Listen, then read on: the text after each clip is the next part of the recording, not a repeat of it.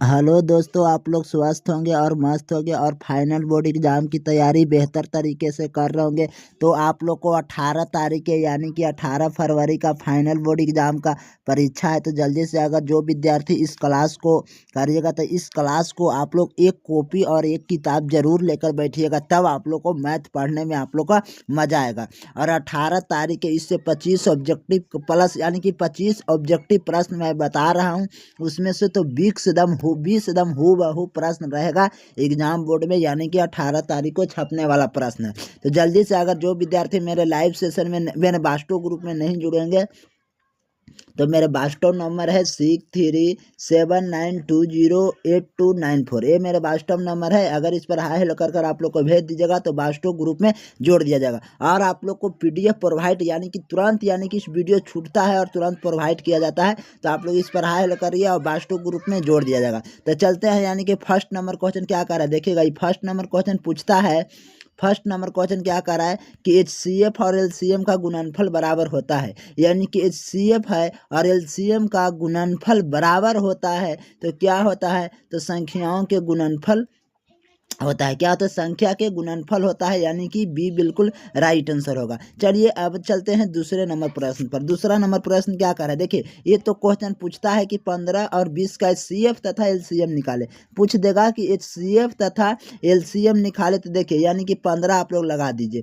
और लड़के ऐसे एकदम जैसे छोटा बच्चा में बनाते हैं ना, उसी तरह से आप लोग एकदम रफ कॉपी में बना लीजिएगा और 20 लिख दीजिए। तो क्या मरतावे लगेगा, एक मरतावे लगा। यानी कि 20 में से 15 बचा, घटा कितना बचा 15, एक में से एक गया कटकुट। अब लगाइए 15 तो कितना मरतबा कट गया, 35 है 15, यानी कि कट गया। तो मस HCF बराबर कितना आया है, HCF बराबर आप लोग ध्यान कीजिएगा तो HCF बराबर 5 आया है। कितना आया है, तो 5 आया है, यानी कि ये बिल्कुल राइट आंसर आएगा। तो HCF ऐसा प्रश्न पूछा जाता है और इसी को पूछ दिया कि LCM निकाले। तो LCM निकालना तो आप लोग बच्चे की तरह निकालिए, जैसा आप लोग निकालते हैं उसी तरह से निकालिए।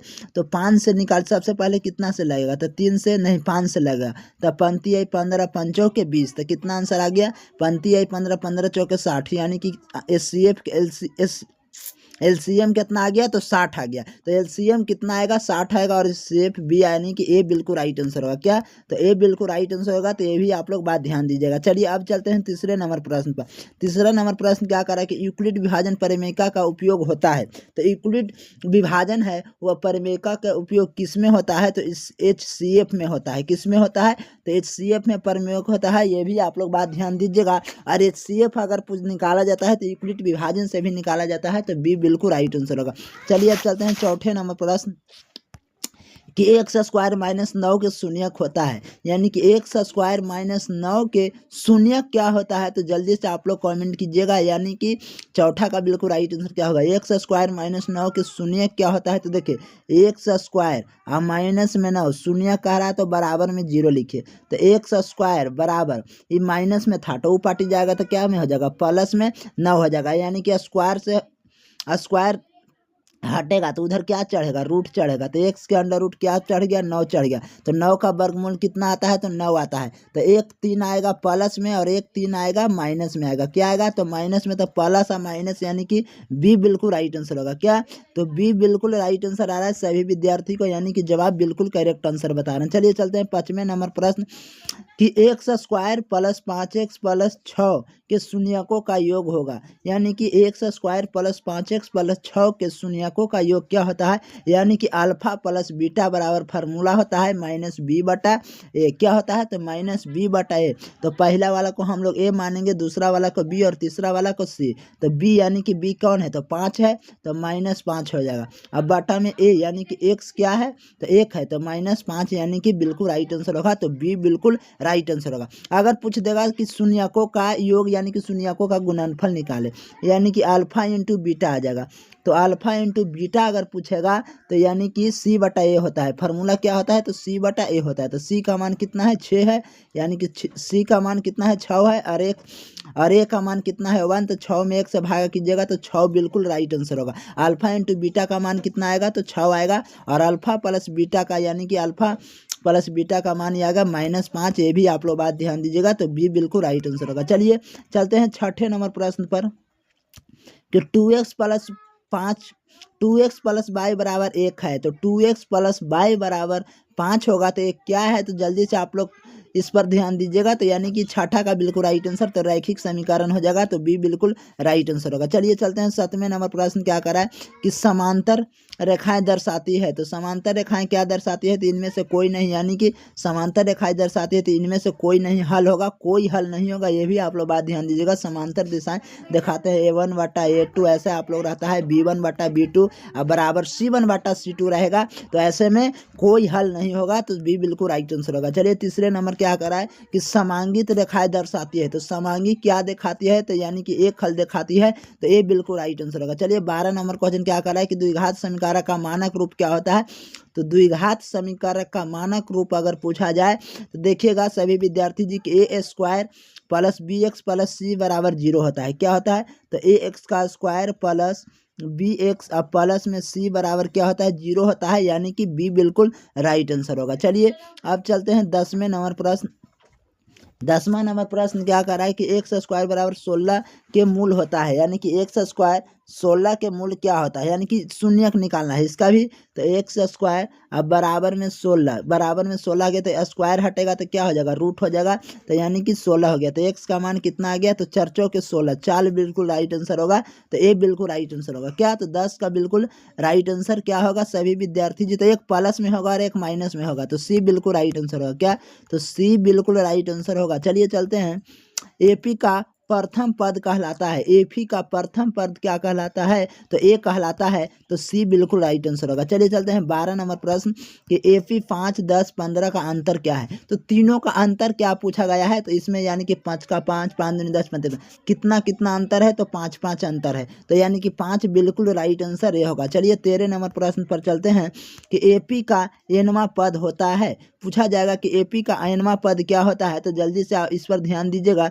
तो ए प्लस एन माइनस 1 इंटू ए माइनस 1 इंटू डी होता है, यानी कि बी बिल्कुल राइट आंसर होगा। क्या, तो बी बिल्कुल राइट आंसर होगा। एनवा पद ये फार्मूला पूछा जाता है। चलिए अब चलते हैं अगले नंबर कि एपी का, देखिए इस नंबर का फार्मूला क्या कर रहा है कि एपी का योग होता है। तो एपी का योग क्या होता है, तो देखिए एन बटा 2 क्या होगा, एन बटा 2 इंटू 2a प्लस में एन माइनस 1 इंटू डी होगा। क्या, तो डी बिल्कुल राइट आंसर होगा। चलिए यानी कि ए बिल्कुल करेक्ट आंसर होगा। चलिए चलते हैं 15 नंबर प्रश्न कि त्रिभुज के तीनों कोनों का योग क्या होता है, तो 180 डिग्री होता है, यानी कि ए बिल्कुल बी बिल्कुल राइट आंसर होगा। चलिए अब चलते हैं यानी कि 16 नंबर प्रश्न की 0 0 कहलाता है। तो 0 0 कौन सा कहलाता है, तो यानी कि 0 0 अगर पूछा जाए तो मूल बिंदु कहलाता है, यानी कि बी बिल्कुल राइट आंसर होगा। चलिए और चलते हैं 18 नंबर प्रश्न क्या करा है कि प्रथम चतुर्थांश में निर्देशांक होता है। तो प्रथम चतुर्थांश में यानी कि प्लस प्लस होता है, तो ए बिल्कुल राइट आंसर होगा। देखिए प्लस प्लस होता है, ये भी आप लोग बात ध्यान दीजिएगा। ऐसे आप लोग को दे दिया जाएगा चतुर्थांश और इसमें रहेगा यानी कि सबसे ऊपर रहेगा प्लस, ऊपर रहेगा प्लस और यहाँ रहेगा माइनस और यहाँ रहेगा माइनस और यहाँ रहेगा प्लस। तो इसमें प्लस प्लस सबसे पहले अगर चतुर्थांश है तो प्लस प्लस इसमें रहेगा, प्लस प्लस उसके बाद इसमें रहेगा प्लस माइनस रहेगा, इसमें माइनस माइनस रहेगा, इसमें माइनस प्लस रहेगा। तो ये भी आप लोग बात ध्यान दीजिएगा। तो ये बिल्कुल राइट आंसर होगा। चलिए चलते हैं 18 नंबर प्रश्न क्या करा है कि साइन 30 डिग्री का मान होता है। पूछा जाएगा कि साइन 30 डिग्री का मान होता है, तो यानी कि 1/2 होता है, तो बी बिल्कुल राइट आंसर होगा। क्या, तो 1/2 होता है साइन 30 डिग्री का मान। चलिए फार्मूला तो ऐसा आता है, हर साल पूछा जाता है कि cos 60 का मान क्या होता है, तो cos 60 का मान 1/2 होता है, यानी कि सी बिल्कुल करेक्ट आंसर होगा। आप लोग मान दिया ध्यान दीजिएगा। tan 45 का मान क्या होता है, तो 1 होता है, तो ए बिल्कुल राइट आंसर होगा। प्रायोगिक टेबल है, आप लोग इस टेबल वाला मैथ है त्रिकोणमिति वाला, उसको आप लोग याद कर कर ही जाना है।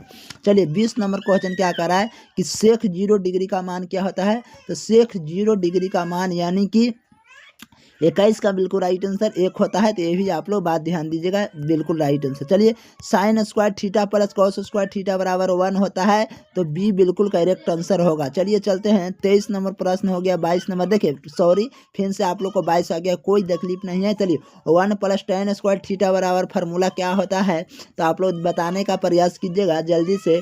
तो 1 प्लस tan स्क्वायर थीटा तो क्या होता है, तो सेक स्क्वायर थीटा होता है, यानी कि ए बिल्कुल राइट आंसर होगा। चलिए चलते हैं, यानी कि 23 नंबर क्वेश्चन क्या कर रहा है कि 1 प्लस कॉट स्क्वायर थीटा क्या होता है, तो 1 plus cot square theta cosec square theta होता है, यानी कि बी बिल्कुल राइट आंसर होगा। चलिए 24 नंबर प्रश्न क्या कर रहा है कि साइन 0 डिग्री का मान क्या होता है, तो 0 होता है, यानी कि ए बिल्कुल राइट आंसर होगा। चलिए चलते हैं अब, यानी कि 25 नंबर क्वेश्चन क्या कर रहा है कि वृत्त का त्रिज्या है तो केंद्र से परिधि तक दूरी क्या होगा, तो केंद्र से परिधि तक दूरी। देखिए अब आप लोग का 25 क्वेश्चन हो गया, इसमें से मैं 20 क्वेश्चन वादा और गारंटी के साथ कह रहा हूँ कि फाइनल बोर्ड एग्जाम में इस टाइप का क्वेश्चन रहता है। तो चलिए, यानी कि आज की वीडियो यहीं पर समाप्त करते हैं। नेक्स्ट वीडियो के लिए चैनल को सब्सक्राइब कर दीजिए और घंटी दबा दीजिए और मेरे वाट्सएप ग्रुप में जरूर जुड़िए। तो मैं यहीं पर स्टॉप करते हैं। चलिए, आप लोग को अगर वीडियो पसंद आया होगा तो चैनल को सब्सक्राइब कर दीजिएगा और क्लास को लाइक कर दीजिए।